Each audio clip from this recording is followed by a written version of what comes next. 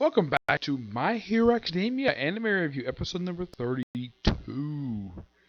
Yep, this one I'm reviewing the 76th episode of the series, Red Riot, and the 254th chapter in the manga.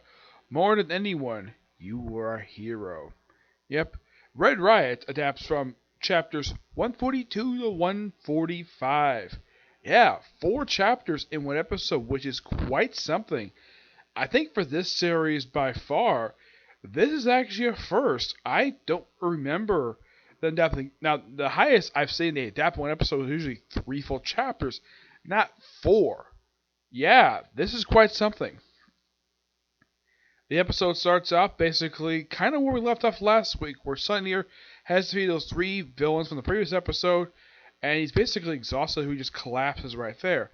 And then we see the group just running through the hallway, and then the guy who's the quirk of Mimicry attempts to take out Eraserhead, but Fat Gum basically blocks him, and somehow Red Riot gets caught up in it.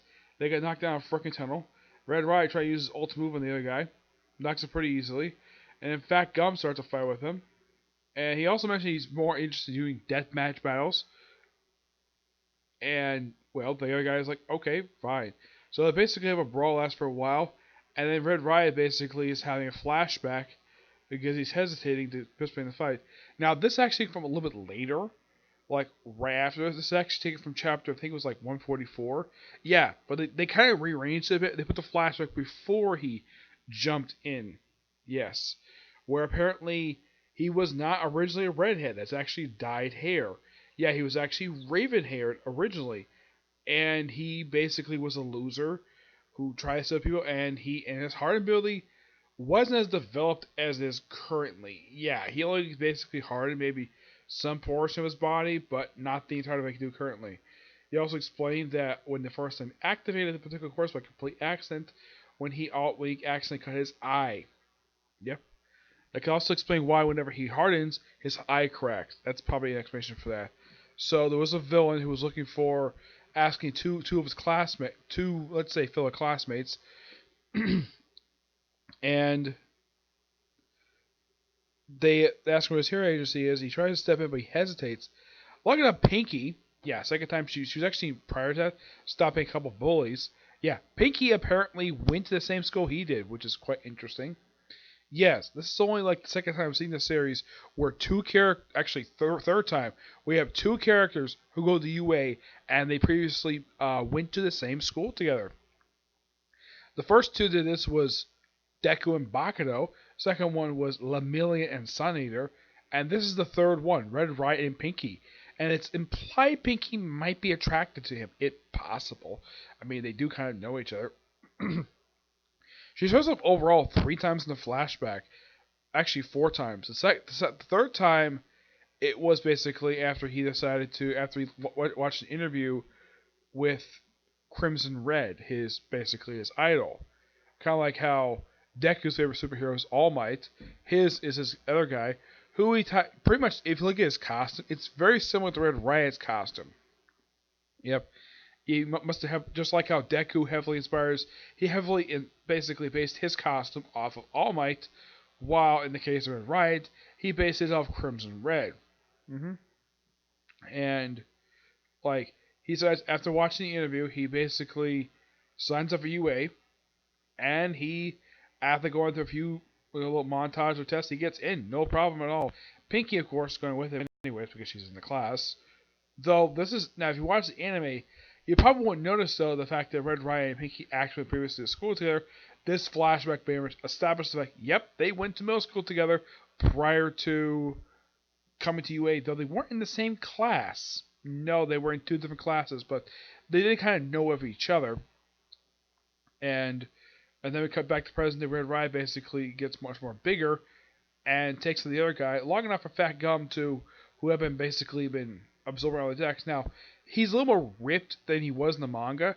In the manga, basically, it's typical part of his jacket there.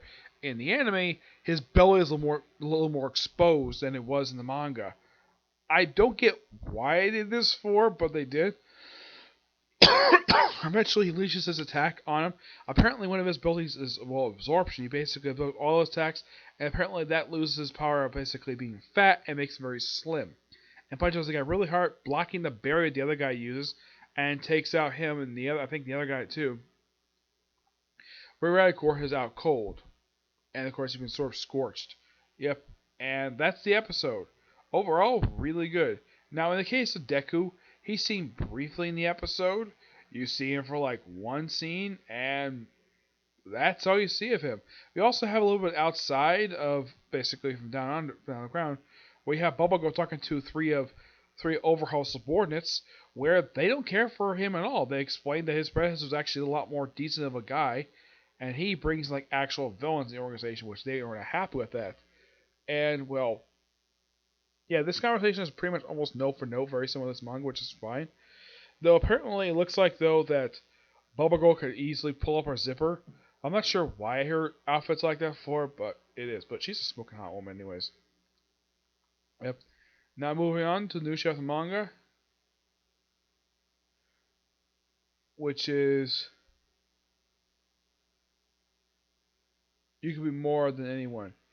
Yeah, this whole chapter is mostly focused on President Mike and Eraserhead knowing this guy who apparently was used as the inspiration for Nemu.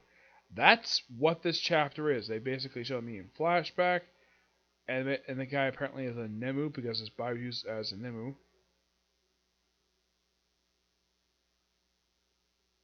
And apparently his face is kind of like all for ones, where it's like very beat up and like eyes are closed. And apparently he's still alive. Yep. Gran Torino's there. Yep. Like, and mentioned like how couldn't this guy be cremated? No, they probably swapped his body out. So they pretty much do a lot of talking this whole chapter. They show off like various other people who possibly get turned into Nemus.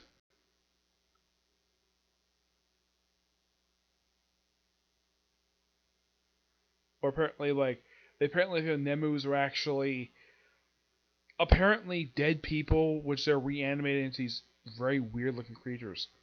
Yep, that's the whole point of this chapter. Explains that they have President Mike and Eraser talking to the guy for a good period of time. Well, actually, then they cut to, I think it's Warp. Yeah, they cut to him. They talk to him for a little while. Yeah, they go to him for some reason. And he mentioned, oh, yeah, did we meet at the UA invasion?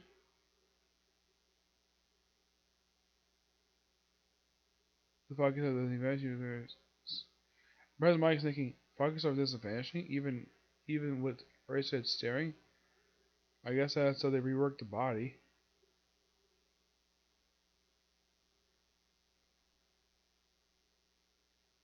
He asked about Todoroki, like, is he well?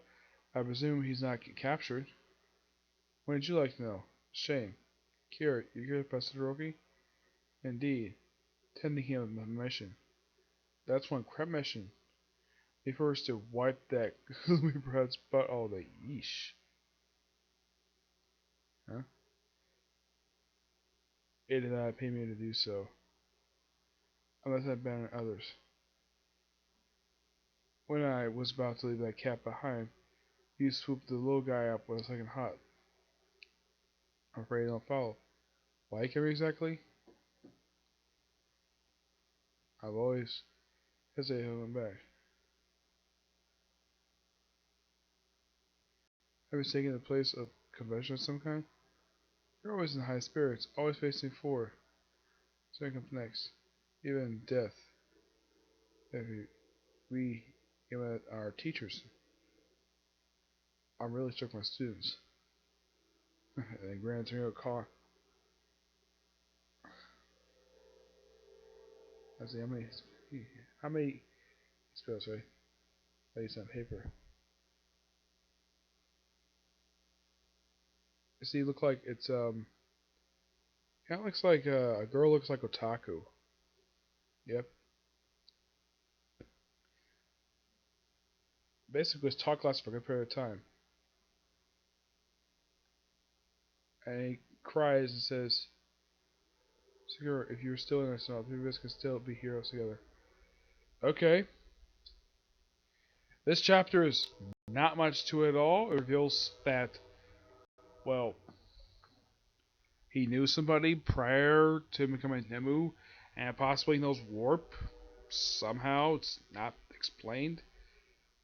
Heck, even reading this chapter 2 or 3 times, I still don't get it. It's like, okay, the whole chapter is spent at this one, spent at Tartarus, and they see their friend who's returned to Nemu, and they talk to Warp for some reason. Yeah, and I mentioned how he possibly knew. I'm like, what? Okay, when the heck this happened? Here's the weird thing about Warp. No one knows exactly what his face actually looks like because he's all like flared up a lot of the time we see him. Like, doesn't have a head? I don't know. It's particularly very bizarre. Um, I'm gonna give this chapter roughly 8 out of 10. It's a tremendous step down from the last chapter. Hopefully next chapter moves it forward. Yep. So yeah, that's it for this particular review. My next thing I'm gonna do is two book graphic novel reviews. A comic corner. Okay. Talk about two Thor related trades. Okay, and both of them really good. All right. See you next video. Bye.